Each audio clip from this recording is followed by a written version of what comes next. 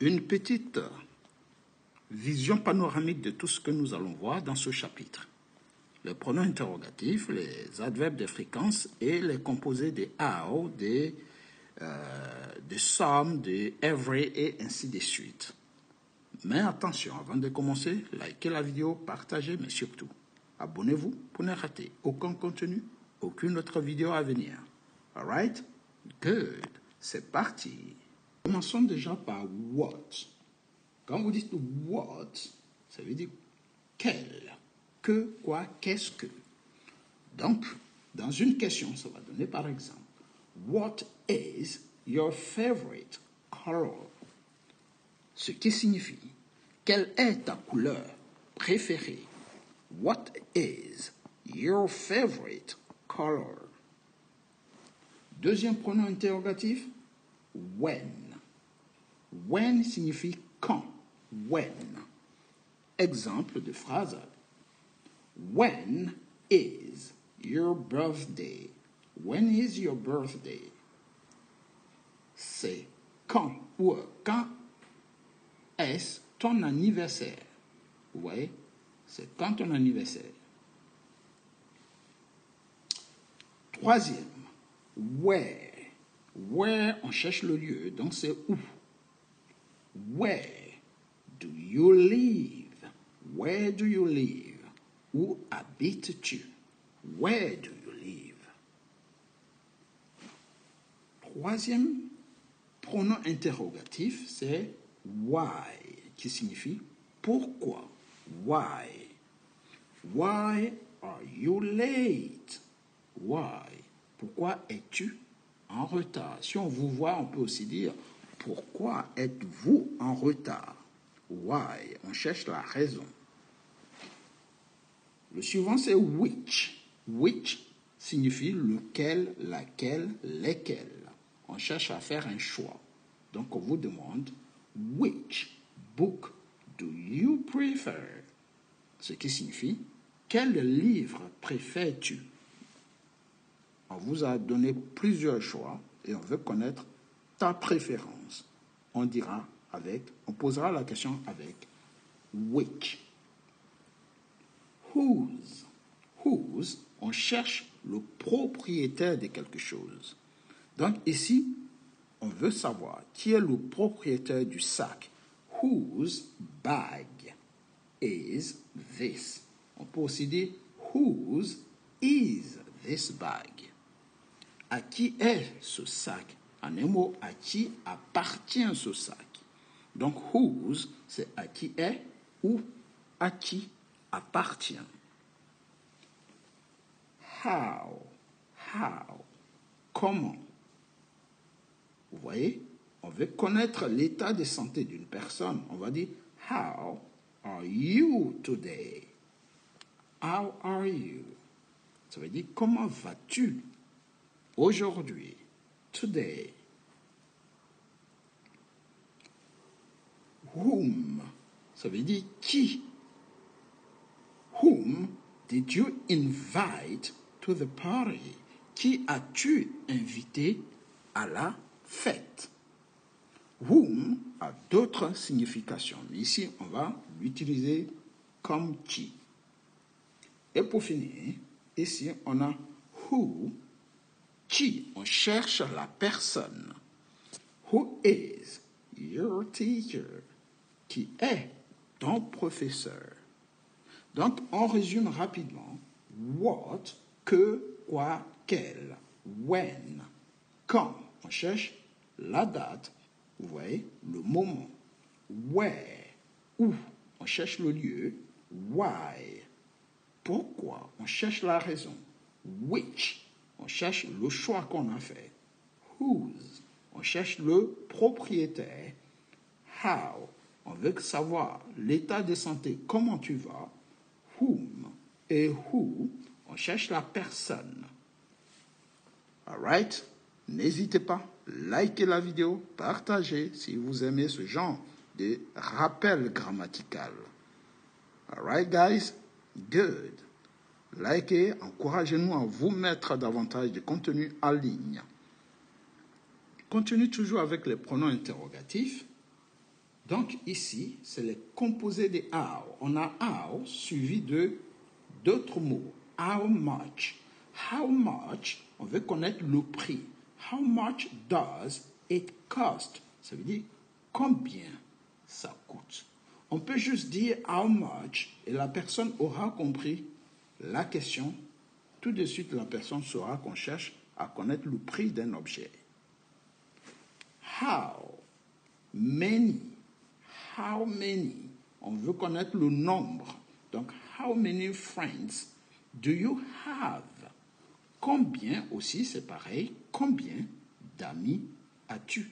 Donc, les deux expressions signifient combien, sauf que ici, on veut connaître le nombre, alors que dans le premier, on cherchait à connaître le prix.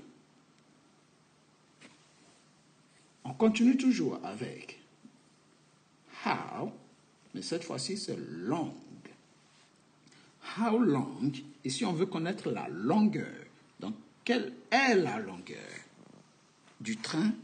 How long is this train? Quelle est la longueur du train? On peut aussi utiliser how long tout de suite, ici, vers le bas. How long, pour connaître la durée. Par exemple, how long is the movie? Combien de temps dure le film? Ça veut dire quelle est la durée. Donc, on cherche ici la durée de quelque chose. Vous voyez? Donc, la durée du film, on dit how long is the film? Ou how long is this class? Combien de temps dure ce cours? On répond. How often? How often? On cherche la fréquence. How often do you exercise? À quelle fréquence tu fais du sport? On veut connaître le rythme que tu utilises, à quel rythme tu fais quelque chose. Combien de fois par semaine, par exemple, ou par mois? How often do you eat in a restaurant? Combien de fois tu manges dans un restaurant? All right? Per month, ça dit par mois, par exemple. Le suivant, how far? How far, on veut connaître la distance. Donc, how far is the school? How far is the school? Ça dit à quelle distance se trouve l'école. All right? Good. N'hésitez pas, partagez ces cours d'anglais. Abonnez-vous, likez, encouragez-nous à vous mettre davantage de contenu en ligne. N'hésitez pas à nous encourager. All right? Pouce en l'air, partagez, partagez et partagez pour en faire profiter à beaucoup de proches. All right, guys? Good. On continue. How old? How old are you? Lorsqu'on utilise how old, on veut connaître l'âge.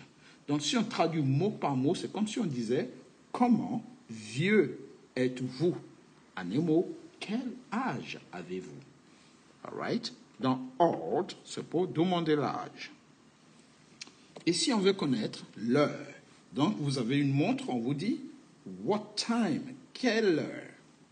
Maintenant, on veut connaître l'heure de quelque chose, du départ par exemple, ou l'heure à laquelle vous faites quelque chose. What time does the train leave? Donc, vous êtes dans une gare, on vous dit à quelle heure part le train. Mais ça, si c'est à quelle heure vous partez, what time do you leave? À quelle heure tu pars? Ici, on est dans le train. All right? Bien, vous avez des bagages? On va dire how heavy. Heavy, c'est lourd. Donc, si on traduit mot par mot, ça veut dire comment lourd est cette boîte. En un mot, combien ou bien quel est le poids de cette boîte?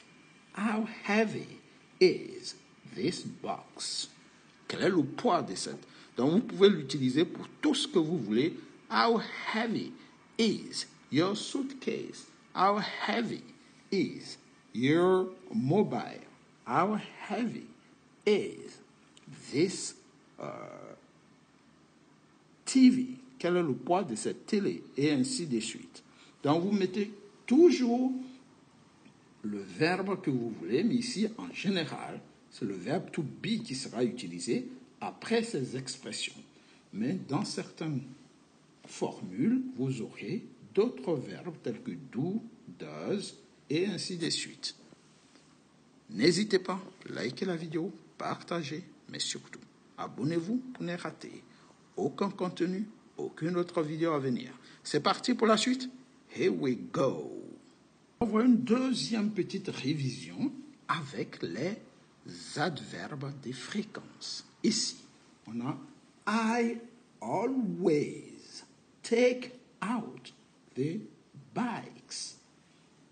Donc ici, on a une fréquence. Je sors toujours. I always. Le verbe take out veut dire sortir. Donc, je sors toujours les vélos. I always.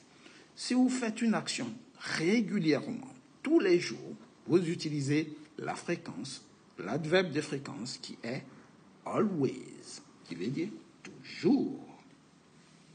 Deuxième adverbe de fréquence, I sometimes take delivery.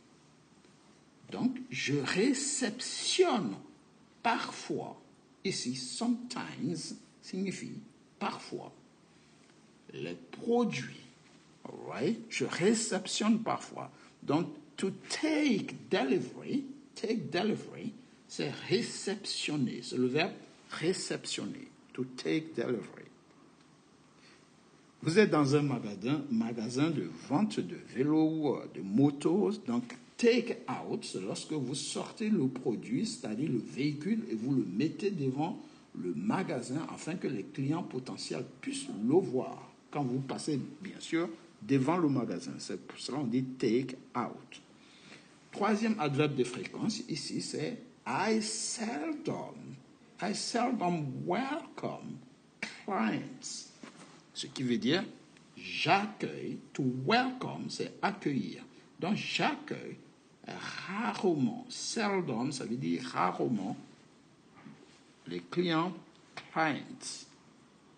Donc n'oubliez pas, chaque fois que vous voulez dire que vous faites rarement quelque chose, vous dites seldom.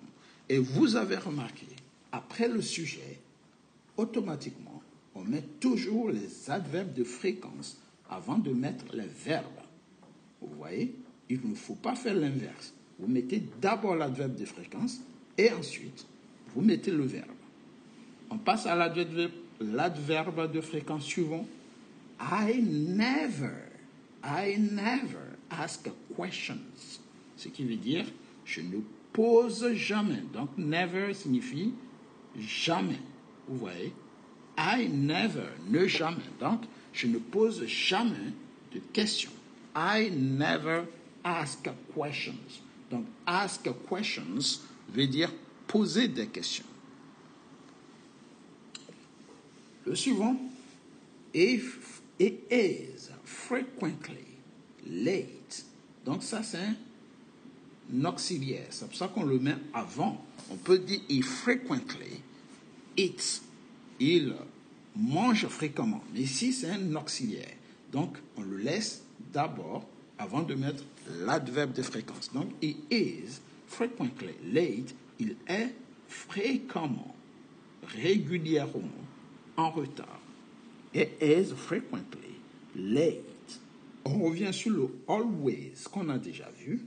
Donc, une petite répétition. She always wakes up early. Ce qui veut dire qu'elle se réveille toujours tôt. Donc, early signifie tôt. L'adverbe de fréquence suivant, c'est usually. Usually signifie ici habituellement ou d'habitude. We usually go to the park. Donc, ça veut dire nous allons habituellement au parc. Usually, ça vient de usual, d'habitude. Le suivant, c'est often. Often, qui veut dire ici souvent. He often listens to music. Il écoute souvent de la musique. Often. All right? Good.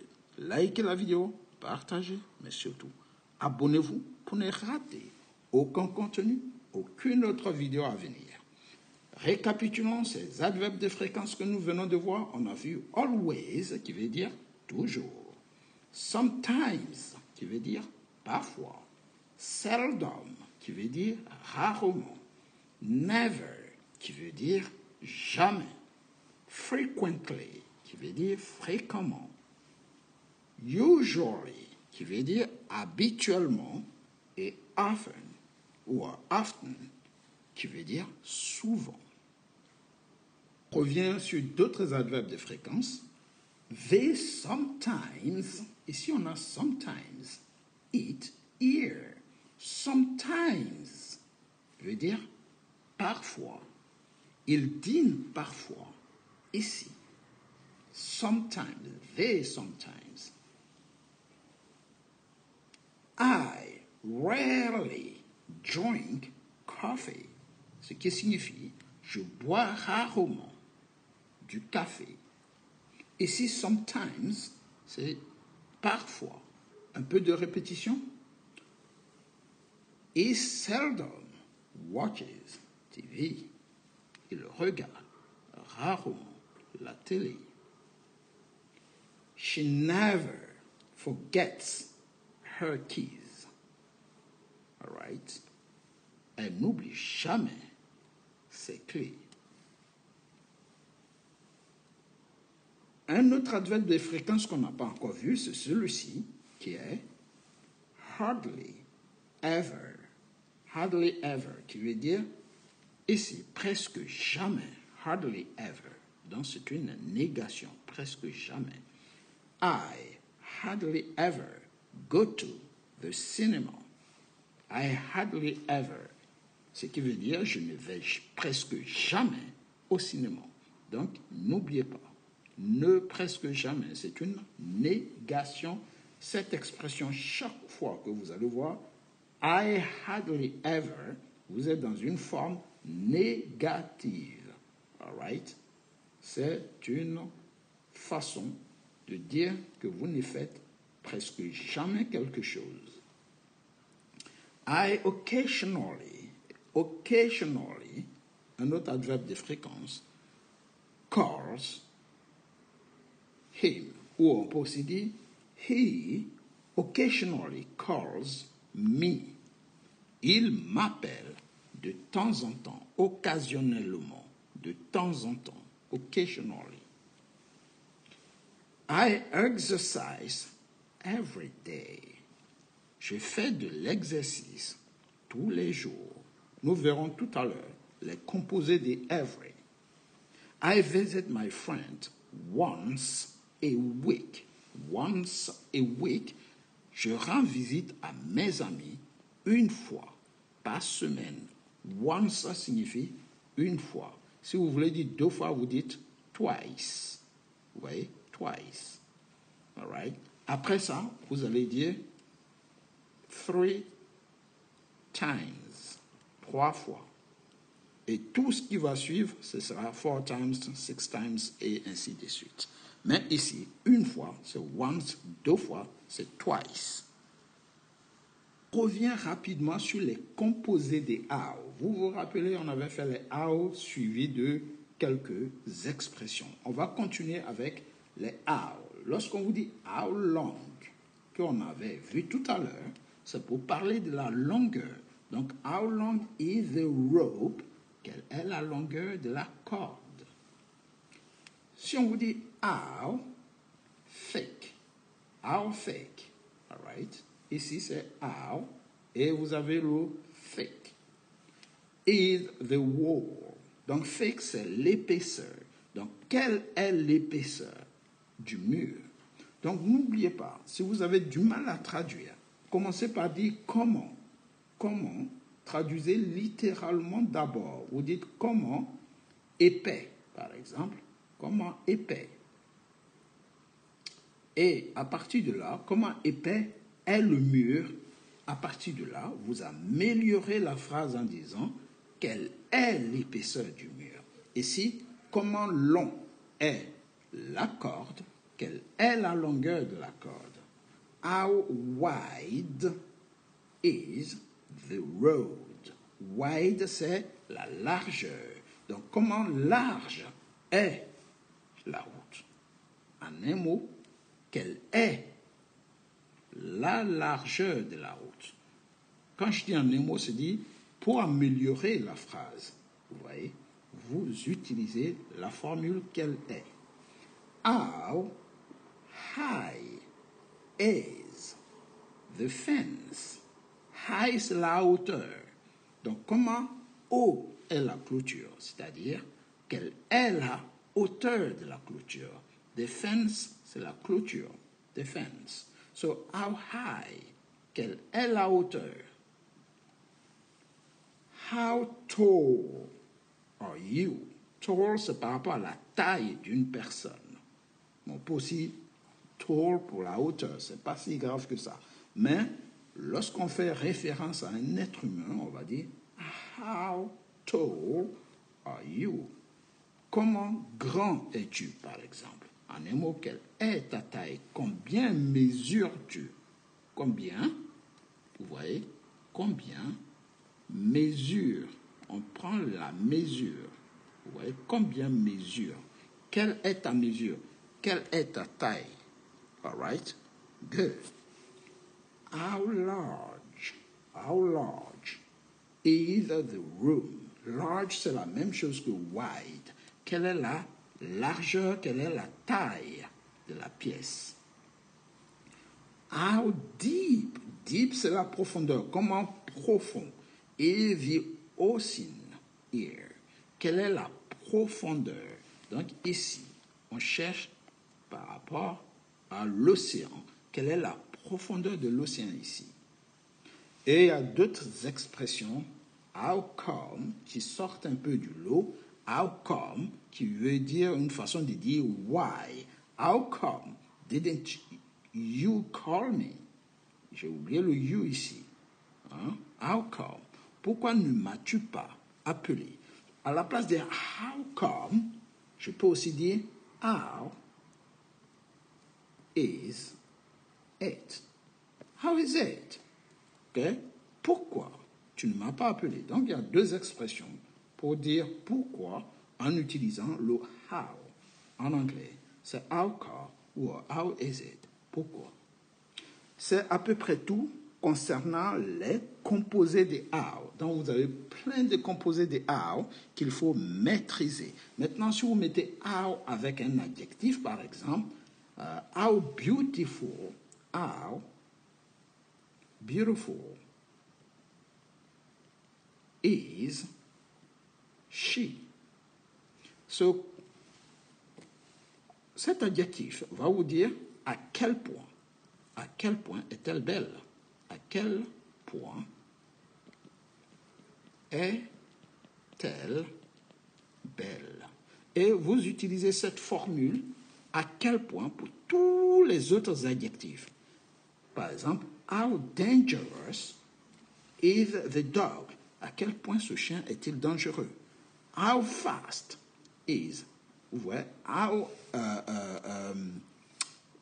pretty? À quel point est-elle jolie, par exemple? Et ainsi de suite. Mais si vous ne mettez pas d'autres adjectifs, vous utilisez les traductions quelle est.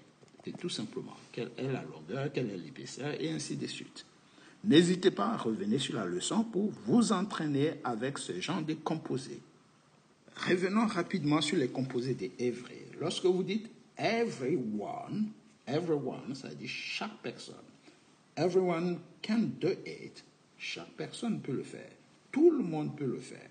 Everybody, tout le monde. Vous voyez, donc ici, c'est des synonymes. All right? Tout le monde, chaque personne. Everybody can play here. Tout le monde peut jouer ici.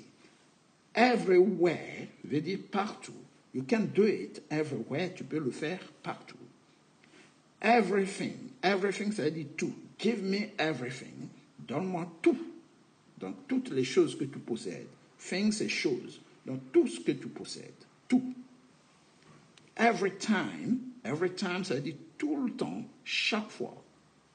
Every time I go to the store, I see you. Chaque fois que je vais dans le magasin, chaque fois que je vais là-bas, tout le temps que je vais là-bas, je te vois. Every day, tous les jours. You can learn English every day. Tu peux apprendre l'anglais tous les jours. Every how, de toute façon, d'une manière ou d'une autre. He managed to finish the task every how. Il a réussi à finir la tâche ou il finira la tâche de toute façon ou d'une manière ou d'une autre. Ici, le every how est un peu rare, on le voit rarement, mais c'est une expression qui est utilisée régulièrement dans certains textes. Every other veut dire un sur deux. Donc si vous dites every other day, ça veut dire un jour sur deux. I go to the gym every other day, ça veut dire je vais faire du sport un jour sur deux. Every now and then, qui veut dire de temps en temps. I like to go hiking, j'aime aller faire de la randonnée, all right? Every now and then, de temps en temps. Each day, c'est une expression de toutes les manières. Every each day. The product was sent every each day. On peut aussi dire dans toutes les directions. Les produits ont été expédiés dans toutes les directions. All right? Dans toutes les manières. De toutes les manières, pardon.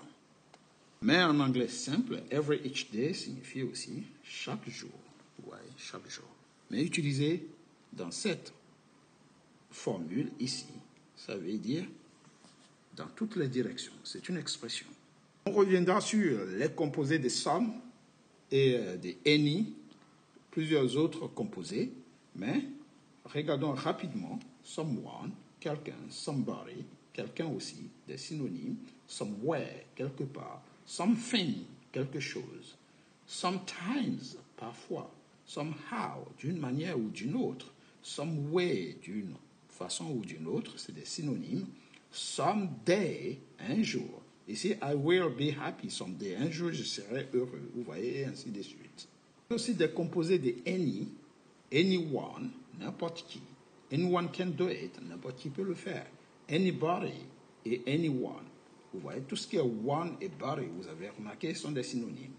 Anywhere, nulle part, partout. The car can be parked anywhere. La voiture peut être garée n'importe où, partout. Vous voyez?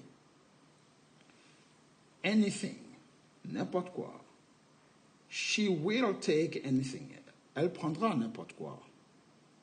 Vous voyez? Anytime, n'importe quand, à tout moment. Call me anytime, sorry. Ne mettez pas de S. Call me anytime. Appelle-moi à tout moment. Anyhow. Ouais, d'une manière ou d'une autre, ça, on peut la traduire par anyway aussi, ici, okay, de toutes les façons. Any day, n'importe quel jour. Par les composés de no, no one, nobody, personne, ici. Nowhere, nulle part. Nothing, rien. No time, pas le temps, pas de temps. I have no time to play. Vous voyez, no day, aucun jour. No day is like another. Aucun jour ne comme l'autre. Vous voyez, les jours ne se ressemblent pas. No how, d'aucune façon. Vous voyez, I can't finish this project on time, no how. Aucunement, je ne peux pas finir, je ne peux finir ce projet à temps. Ok, aucunement, je ne peux finir ce projet. No way, impossible, jamais de la vie. I'm not giving up, no way how. Donc, je n'abandonnerai d'aucune façon. Jamais de la vie, j'abandonnerai. Vous voyez, et ainsi de suite. N'hésitez pas, likez la vidéo, partagez, mais surtout, abonnez-vous pour ne rater aucun contenu, aucune autre vidéo à venir. Nous reviendrons régulièrement sur certaines leçons que nous avons déjà vues, mais n'hésitez pas, likez, commentez, envoyez-nous des questions et nous nous ferons un plaisir de vous répondre. Take it easy, guys, and see you next time. Encouragez-nous, partagez, partagez et partagez.